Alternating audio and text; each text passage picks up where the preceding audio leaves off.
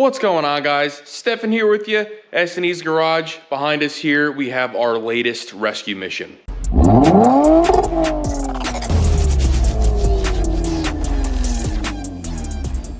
So what you are looking at here is a very sad 2007 Lexus ES350.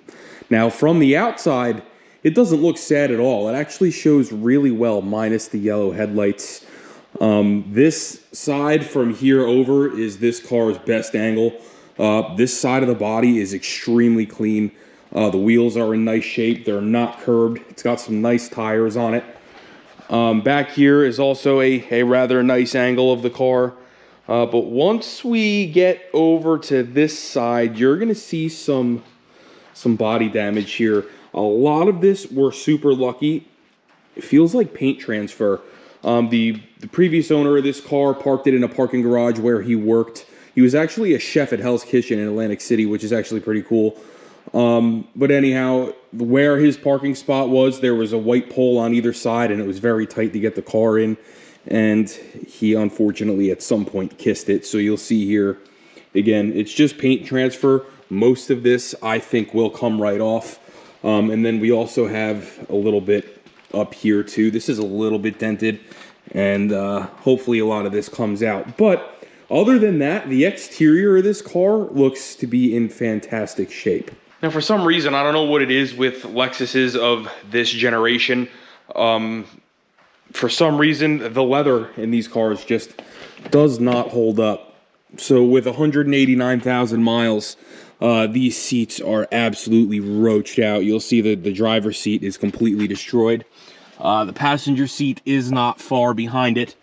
And even the back seats, like, I don't understand. These Lexuses, I see this on all of these ES350s when I go to look at them for some reason. Seats, I don't know if they tried to use a leather that was, you know, more soft and more supple. Because if you look at a Camry of this generation, the seats don't do that. So I'm thinking it's because they used a softer leather or a more premium feeling leather on the Lexus that this happens.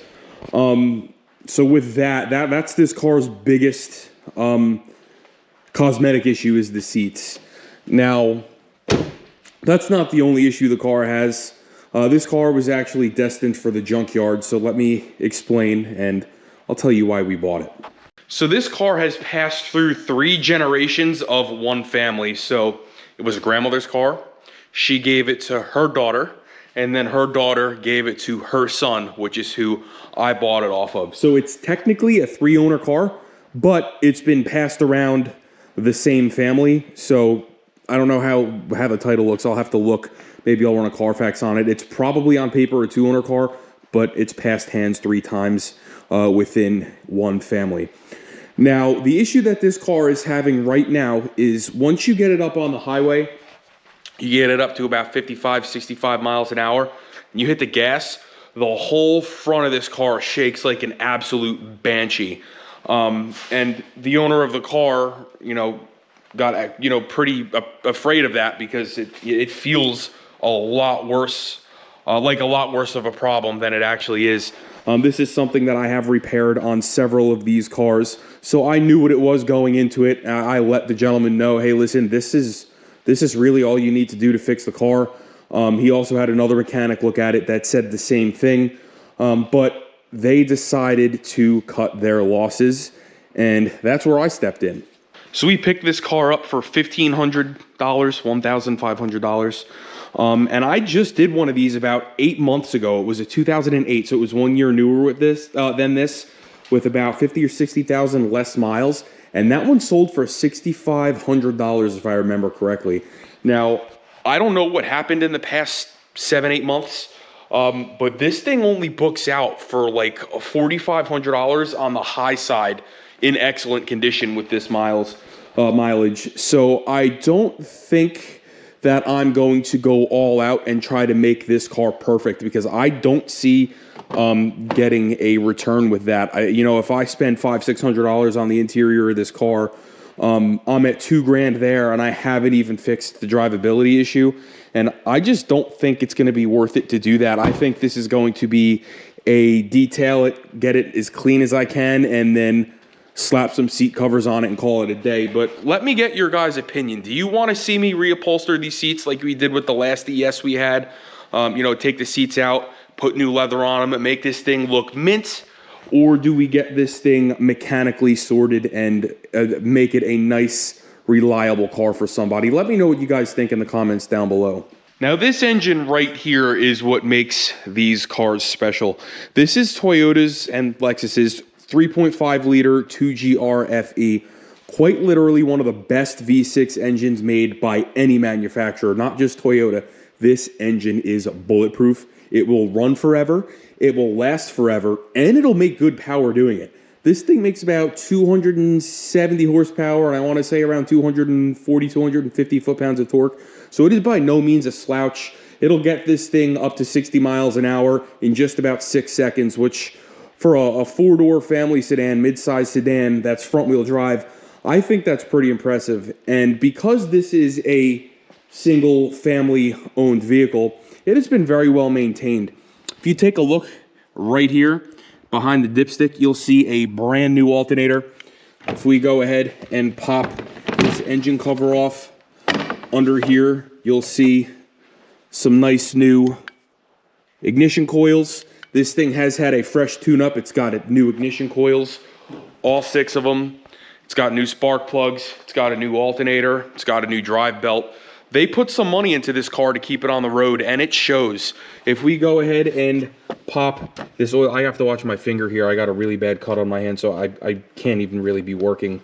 But if we go ahead and pop this oil cap off and take a look down there, everything is super clean. I would pull this valve cover off, and for all intents and purposes, I would eat off of this engine. You can see there's very minimal varnish in there. It's been well maintained. And it shows. It's just a shame that the interior didn't hold up like the mechanical side of things over here. Let's fire it up and let you hear this 2GR in action. So again, you'll see here we got 189,279, so right around 190,000 miles. Immediately I see a blinking tire light, so it probably needs a tire pressure sensor. Again, that's not something I'm gonna fix. That, you know, it's not super important, especially on a car like this, you know. But what sold me on this thing, which is what always sells me on these Toyotas and Lexuses with these engines, or this engine in it, is just how healthy this engine sounds. It's just unbelievable to me how well these 2GRs hold up. This thing, you know, it's about 34 degrees out right now. It's been sitting outside all day. This engine is not making a single rattle or a single knock, and butter smooth fired right off.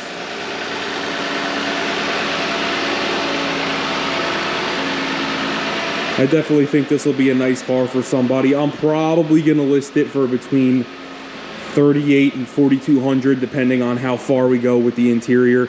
$45 is like absolute top dollar according to KBB, and unfortunately, I don't think this car will ever be that, at least not at this stage of the game. It's just not worth the dollars and cents to put a whole bunch into this and not get it back on a return, unfortunately. But just the powertrain in this car, these things always amaze me with just how well they hold up. I mean, super healthy. Air conditioning works, heat works. Let's see, do we have any sunglasses in here? Did they leave me anything? No. Does the sunroof work? He says it works. Let's go ahead and try it. Oh yeah. Yeah, it works. Let's hope it closes though.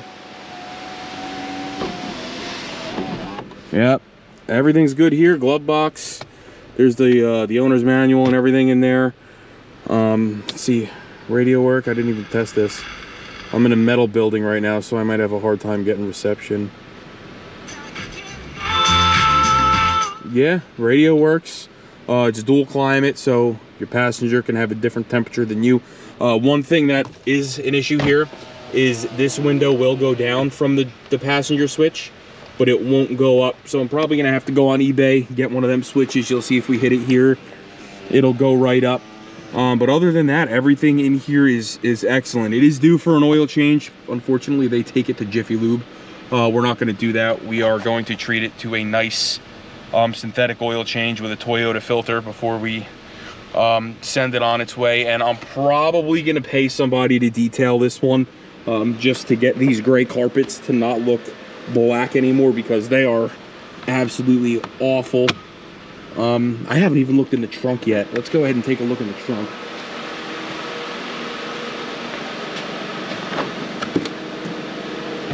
Oh, cool.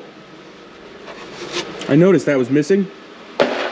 Let's see what else we got back here. Do we have any, let's see, we got some fuel injection cleaner. Gonna have to clean this out. That looks like shit. Let's see, do we have a spare? No, we do not. So this car does not come with a spare tire. That's awesome. But I'll use this stuff in something. That's cool. Yep. I'll give it a shut. Let's go ahead and shut that. Let me shut the car off before I fumigate myself in here. If I can find the button. There it is. But yeah, I'm super excited that we picked this thing up, and I'm glad that we're going to be able to save a vehicle like this from being junked, because it does not deserve that. It still has plenty of useful life to give to somebody. And I think this will be very good, reliable transportation for somebody that needs a car under $5,000. So we got the car up at about shoulder height right now. I wanted to go ahead and take a look at it. I haven't even had this thing up on a lift yet, but we're going to go ahead and take a look at the struts. And from here, the struts look nice and dry, which is a good sign. That means they're not leaking. It does have a nice new sway bar end link here on the driver's side. So let's switch over here to the passenger side. Again, I don't see any leaking of the struts. And again, it's got a new end link here. Motor mounts look nice. I do see a little bit of oil over here. These two GRs are known for some timing cover leaks. It doesn't look like it's too serious on this one. Nothing that I'm going to bother fixing. You know, it's got, again, 190,000 miles on it. Someone that's buying this is not looking for a perfect car.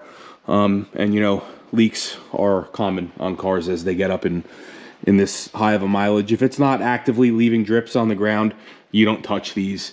So again, transmission mount over here looks nice. And then these front brakes are brand new, which is super nice. Now, I am recording with my bad hand right now, so I'm just gonna go ahead, my good hand here, grab the wheel, shake it a little bit. Front end is nice and tight on this side. Let's go ahead and do the same here. Nice and tight, and our front brakes look good. And then you can also look at tire wear. Your tire wear is gonna tell you a lot about the condition of the front end. And these are wearing nice and even, so that tells me that this front end is going to be in a good alignment as well. So let's go ahead, sneak back here. Again, let's take a look at the tires. Brand new, wearing nice, but these brakes down here do look a little tired. Probably gonna go ahead and throw some rear pads and rotors on this thing for the next owner. That way they don't have to worry about it. But everything else under here looks nice. Again, I don't see any leaking of the back struts here. Rear subframe looks to be in nice shape. And yeah, I think we did pretty good on this one. You can see actually here's the sensor for the light adjusting, or the height adjusting headlights. Let's go ahead, let's put it up the rest of the way, and let's take a closer look. So another super common thing with these front wheel drive V6 Toyota or Lexuses is this flex pipe. It's very common to fail. And you'll see here, this one has already been replaced, and I don't hear any exhaust leaks, so that is nice. Looks like somebody's put hoses on this. It has one of those clamps that I absolutely despise. Always use the spring clamps when you do these. The worm gears are absolutely terrible. But this also might have a new radiator in it, because it looks like they touched the trans cooler lines as well. So that's indicative that somebody probably put a radiator in this. Our transmission here is nice and dry. The last one we had was the transmission, the block-off plate for the speedometer gear was actually shot, and it was leaking oil everywhere. So it's nice to see that I don't have that problem on this one. You'll see this axle's in good shape, and this one is leaking. Now, I believe this axle is going to be my issue for the vibration that we are having, so we're just gonna verify that. Again, I'm recording with my bad hand, so I can't really grab the axle with it. But what you want to do is you want to grab the axle right about here, and you want to give it a shake. And if you feel, or you can hear that play, that up and down play of this axle, tells us that this bearing here is shot. And when that bearing goes bad, when you accelerate, this whole axle moves up and down, and it quite literally, again, makes the front of the car feel like it's falling apart. So we are gonna have to replace this axle. And at the same time, you replace that support bearing. Let me grab my light and show you, because here in the Rust Belt, especially in New Jersey, that bearing is never gonna slide out of there. You bite the bullet and you replace it. So we're gonna have to go ahead. What we usually end up doing with these is I'll cut the boot and I'll pull half the axle out, and then I'll work on getting 1, 2, and there's a third nut up there if I remember, or bolt.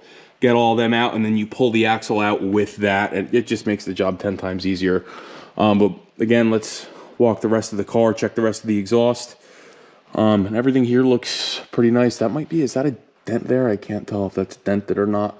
No, that side does it too, so no, nothing there. Pinch welds look nice. I don't see any rot or rust here.